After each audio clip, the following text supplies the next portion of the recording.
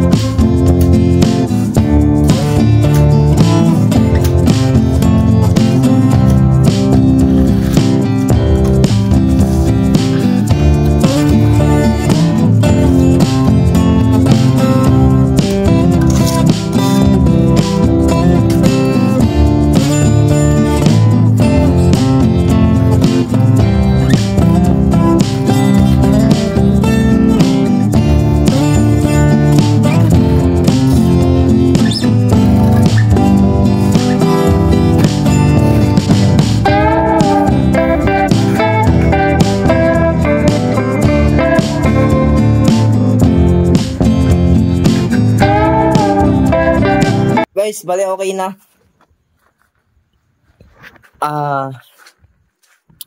Bali yung nilatag natin dito guys is 3 home run. Para dun sa may regular CO, tapos sa may refrigerator outlet guys, tapos dun sa may lababo outlet. Bali itong sa may lababo guys is bukod. Bukod siya, tapos itong refrigerator outlet is bukod din. Tapos yung regular convenience outlet, ang inalagay natin dito is 4. Isang home run yun guys. Bali may dagdag pa sa outside. Bali guys, magiging 6. Bali yung inabang kong tubo guys is 1/2 PVC poly brand. Matibay ito. Siya. Matikas. Tapos hindi na ako gumamit ng guys ng elbow. Bali lahat ng kanto guys is itong kantuhan niya bended lahat. Blue torch yung ginamit ko, hindi na ako gumamit ng elbow. Bali blue torch ko to guys. Ito yung home run nila guys. 3, isang refrigerator sa may lababo, SPO, then ito regular convenience outlet 1/2 guys. Bali dito yung kanyang panel board. Soon natin ilalagay pagka natapos na siyang nag-flooring. Bali ito guys is tataas ko pa to papunta sa may wall TV. Then yung height ng convenience outlet, mag 4.50 cm tayo. Regular convenience outlet. Ayun, convenience outlet yon. Then yun yung isa guys. Convenience outlet yun guys, regular din. Sa para bukas is pwede na nilang flooringan dito sa tinatagan natin ng PVC layout. So yun lang guys, sana may napulot kayong aral dito sa ating videos. Please like my Facebook page Moto Elect TV and YouTube channel guys. Subscribe Moto Elect TV. Maraming salamat.